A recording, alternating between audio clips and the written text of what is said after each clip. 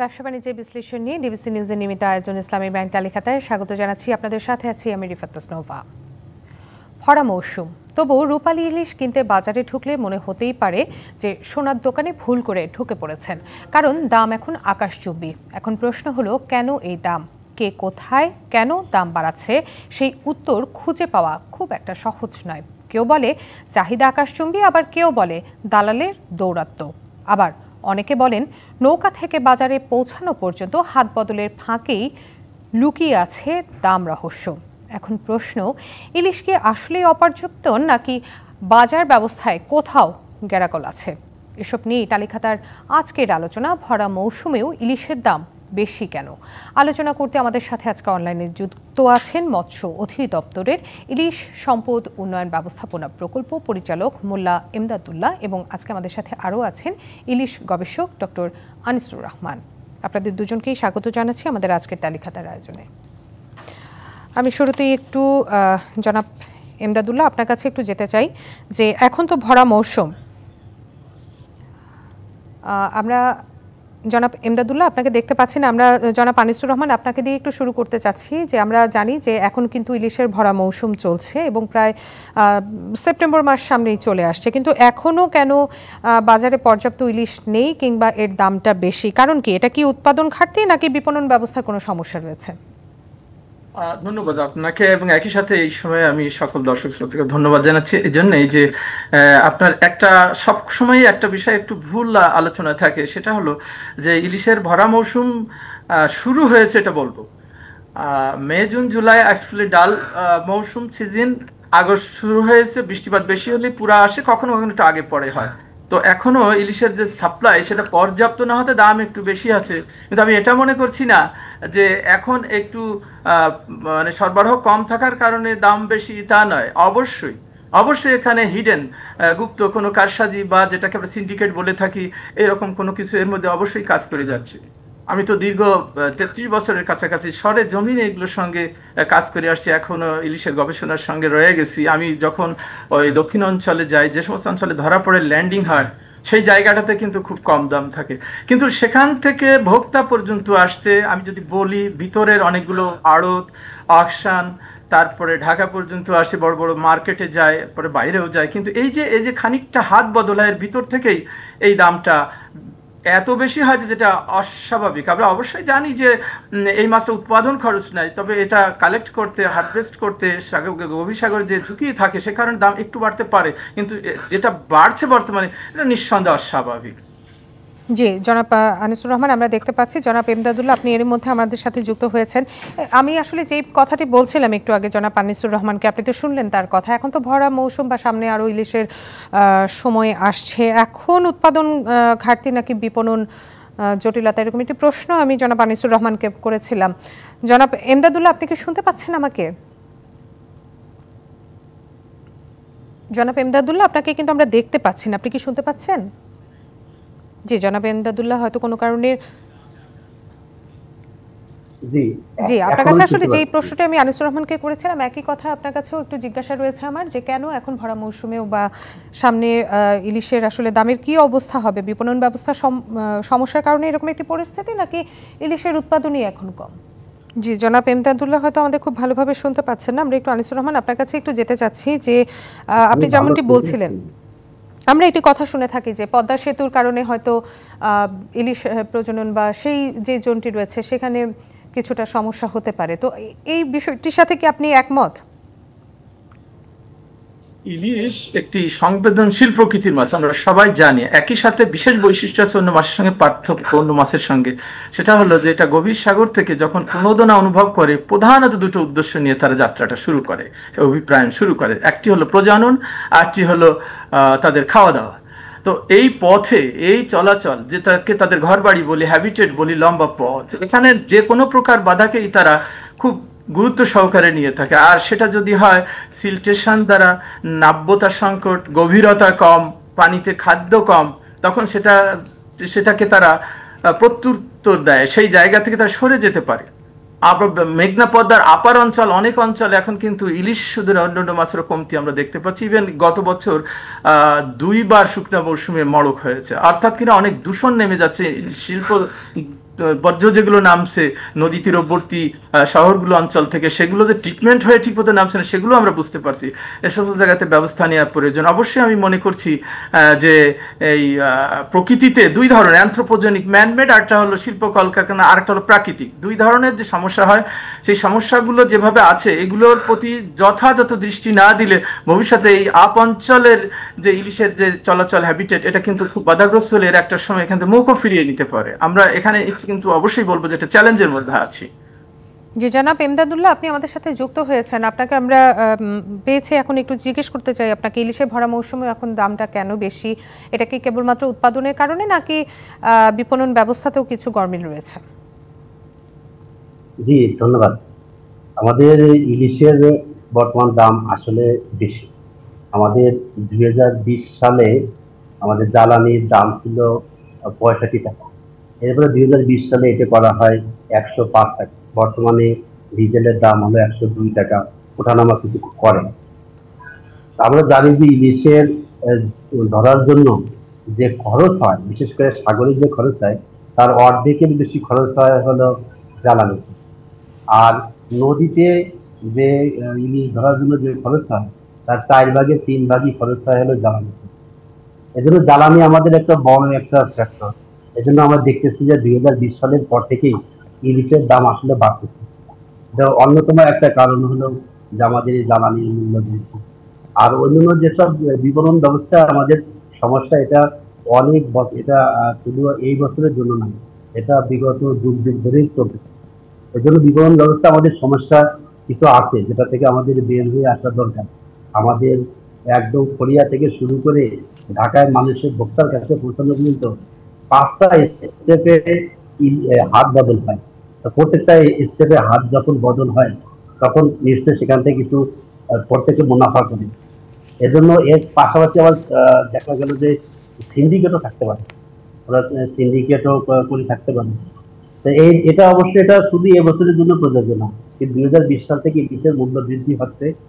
অন্যতম একটা কারণ হলো আমাদের জ্বালানির মূল্য বৃদ্ধি। জি, এখানে এখানে আমি একটা বিষয় একটু বলতে চাই জনাব এমদাদুল্লাহ। আমি একটু আনিসুর রহমানের কাছে যাই যে জনাব এমদাদুল্লাহ একটা কথা বললেন যে জ্বালানি বৃদ্ধি পেয়েছে এবং 2020 সালের পর থেকে ইলিশের দামটিও অনেকাংশে উৎপাদনের ক্ষেত্রে সম্ভবত উনি যেটি বলেছেন। কিন্তু আমরা যতটুকু জানি যে সরকারি রিপোর্টের দাবি কিন্তু ইলিশের উৎপাদন এখন আগের চেয়ে বেড়েছে। এবং এখন একটি প্রশ্ন যদি আপনাকে একটু করি যে সত্যিই কি আসলে সরকারি যে হিসাবটি সেটি কি ঠিক আছে কিনা?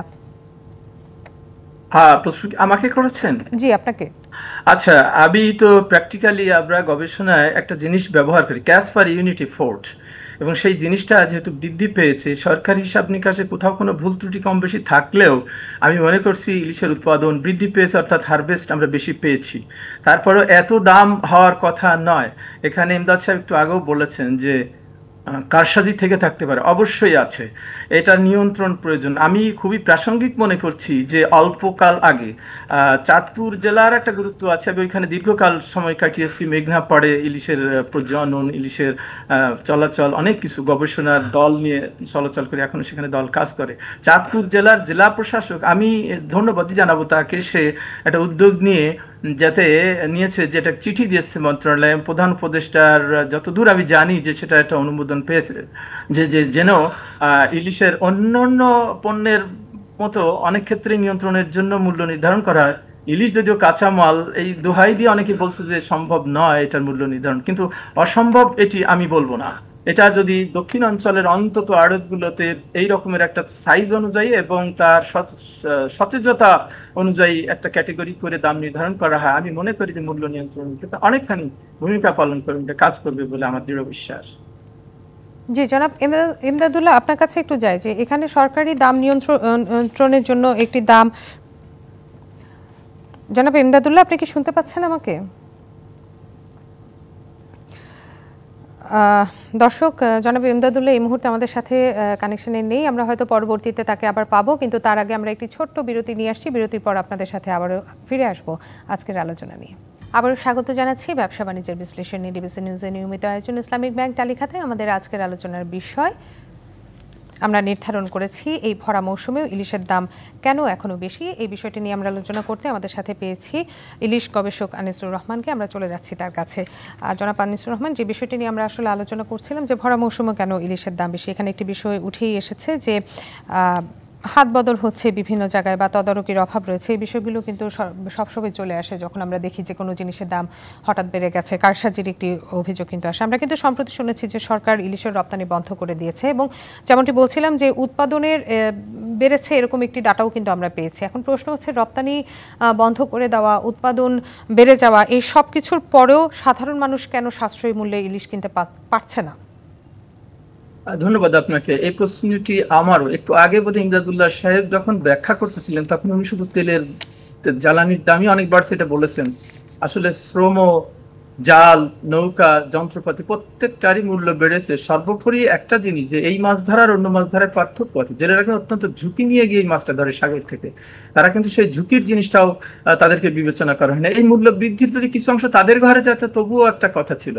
কাজে কাজে আমি বলবো যে এই জেলেদের জন্য একটা ঝুঁকি ভাতা রাখা যায় কিনা। একটু আগে আমি যে প্রস্তাব রেখেছি মূল্য নিয়ন্ত্রণের জন্য বিশেষ ব্যবস্থা নেওয়া, সরকারি তদারকি, এটা খুবই জরুরি। অন্যথায় এই সম্পদ আমাদের এই অঞ্চলে আছে, এটি আমরা একদিকে খুব ভাগ্যবান যে আমাদের জলসীমা তাদের জন্য অনুকূল বলে তারা এরকম আছে। ভারত বা অন্যান্য পার্শ্ববর্তী রাষ্ট্র তারা কিন্তু চেষ্টা করে, চিন্তা করে একইভাবে তাদের অঞ্চলের জন্য এটার অ্যাভেলেবিলিটি হয়, কিন্তু প্রকৃতিগতভাবে এটা আছে এবং আমরা সেটার যতখানি ব্যবস্থাপনা করেছি সেটার প্রেক্ষিতে এই অঞ্চলে এখনো তারা চলাচল করছে, খাচ্ছে, পড়ছে, প্রজনন করছে, বড় হচ্ছে।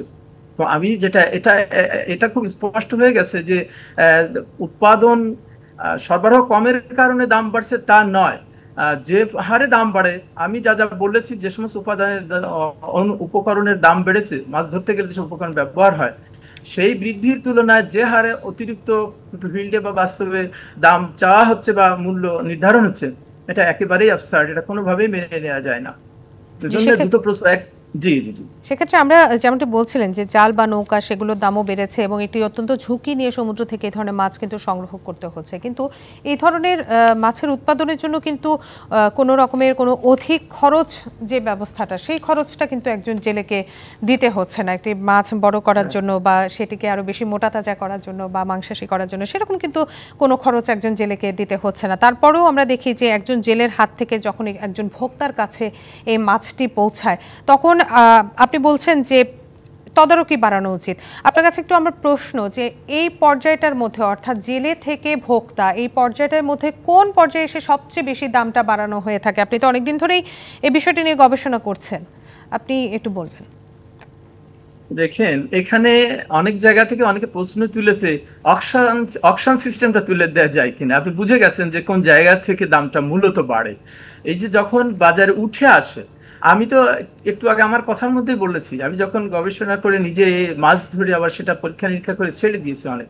এটা দক্ষিণাঞ্চলের অনেক অঞ্চল ওই নদী তীরবর্তী জায়গাটাতে, সেখানে এমনকি সোয়াপিং বলে, দেখা গেল সেখানে এত দাম কম যে সেখানে যারা এই কাজগুলো করছে তারা হয়তো তার হাতে মুড় দিয়েছে, গোশত খাবে, সে ওইটা সোয়াপিং বদল করে নিচ্ছে, 4-5টা ইলিশ দিয়ে সে বদল করে নিচ্ছে। এখন হয়তো চিত্র একটু বদলিয়েছে, আমি আজ থেকে 15-16 বছর আগের কথা বলছি।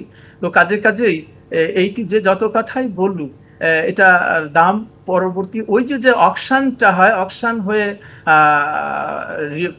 কি পাইকার, অকশন হয়ে পাইকার থেকে রিটেলার থেকে বিভিন্ন বাজার, বিভিন্ন জায়গাতে যাচ্ছে। এই যে এই জায়গা 3 থেকে 4 থেকে 5টা হাত বদল হয়, এই জায়গাগুলো অকশনেরও জায়গাটাকে আমি বেশি গুরুত্বপূর্ণ বলে মনে করছি এই সমস্ত জায়গাতে খানিকটা। তার কারণ আরেকটা জিনিস একটু বলি, যেটি কেউ এটি বলবে না, সেটি হলো যে আমরা জানি যে 40 সেরে 1 মণ, কিন্তু ভালো করে খোঁজ দিবেন বা এটা নিয়ে গবেষণা চলছে, গবেষণা থেকেও দেখা গেছে যে দাম যেটা থাকে সেটা দাম বাইরে যেটাই উল্লেখ করুক না কেন, একজন ক্রেতা যখন অকশনের থেকে মাছটা কেনে, সে 40 কেজির জায়গায় সে 42-43 থেকে 44 কেজিও পেয়ে থাকে। কিন্তু এইটা ধরে বাহিরে খুচরা বিক্রয়ের সময় দাম নির্ধারণ হয় না। এই জন্য বলি যে এই জিনিসটা মূল্য নির্ধারণ নিয়ন্ত্রণটা সরকারিভাবে খুবই জরুরি। যে মূল্য নির্ধারণ যদি সরকারিভাবে করা হয়, এটা তো নিশ্চয়ই মৎস্য অধিদপ্তরের পক্ষ থেকেই করা হবে, বিপণন ব্যবস্থার সেখান থেকে তারা এটি করবে। কিন্তু আপনার কাছে একটু জানতে চাই যে কিভাবে এটি করলে ভালো হবে, বা এই নিয়ে আপনাদের কোনো গবেষণা আছে কিনা? আমরা দেখেছি বিগত সময়ে কিন্তু প্রজনন মৌসুমে ইলিশ শিকার বন্ধ করে একটি ভালো ফলাফল আমরা পেয়েছি। তো বিপণনের ক্ষেত্রেও মূল্য নির্ধারণ বা বাজারজাতকরণ বা এই ধরনের ক্ষেত্রে কি ধরনের পরিকল্পনা সরকারের এই মুহূর্তে নেওয়া উচিত? দেখুন, আমাদের মৎস্য প্রাণী সম্পদ মন্ত্রণালয় অনেক পদক্ষেপ নিয়ে থাকে। আমি ধন্যবাদ জানাই যে আজকে কিন্তু ইলিশের উৎপাদন আমরা ধরে রাখতে পেরেছি। আবার এই যে বিপণনের কথাটা আসলে, এর জন্য তো আমাদের একটা BFDC, Bangladesh fisheries development corporation আছেই। ডিপার্টমেন্ট অফ ফিশারিজ, ডফ যদি এইখানে একত্রে তাদেরকে তাদের লজিস্টিক্স বা আমার ধারণা যে হয়তো যদি অপ্রতুল হয় তবুও এখানে সাপোর্ট দিয়ে সরকারিভাবে বিএফডিসি কে এই কাজে নিয়োজিত করতে পারলে আমার মনে হয় এটা সময়ের দাবি। আমার মনে হয় সামনে এটা খুবই জরুরি এবং প্রয়োজন। এটা আমি যেটা এই মুহূর্তে হয়তো এই মিডিয়ার মাধ্যমে এরকম একটা কথা বলছি বা প্রস্তাব রাখছি, এবং একই সাথে জেলেদেরকে প্রণোদনা বা উৎসাহিত করা, আমাদের সকল প্রকার নিয়ম কানুন অভয়ারণ্য বাস্তবায়ন এগুলো মানে, তাহলে উভয় দিক থেকেই কাজ হবে, শুধু মূল্য নিয়ন্ত্রণ না। উৎপাদন বাড়তে থাকলে তখন তো সেখানেও তো মূল্য অনেকটা কমে আসবে একই সঙ্গে পাশাপাশি, তাই না? যে সেটা হয়তো কমবে, কিন্তু এখন যেহেতু মৌসুমের একেবারে একটি ভরা মৌসুম যদি বা মাঝামাঝি পর্যায়ে আমরা বলে থাকি, যে তাহলে এখনই তো আসলে সাধারণ মানুষ আমরা শুনেছি যে ঢাকা ছাড়া ঢাকার বিভিন্ন জেলাতে আমরা শুনেছি, ইভেন চাঁদপুরেও আমরা শুনেছি যে তারা ইলিশের আশা নিয়ে বাজারে ঢুকছেন, কিন্তু ইলিশ মাছ কিনতে না পেরে তারা অন্য মাছ কিনে চলে যাচ্ছেন। তাদের মনে আশা হয়তো ততটা পূরণ হচ্ছে না। এখনই যদি এরকম পরিস্থিতি হয়, সামনের দিনগুলোতে তাহলে কি হবে? না, এই কথা তো আপনি যেমন বলেছেন, আমরাও বারবার বলছি, একটা ইমদাদুল্লাহ সাহেব বলেছেন, ইমদাদুল্লাহ সাহেব ভালো কাজ করেন, চেষ্টা করেন। আমার সময় আমি নিজেও প্রকল্প পরিচালক ছিলাম গবেষণা সেল থেকে। আসলে মাঠের এই চিত্রটা খুবই পীড়া দেয় আমাদেরকে।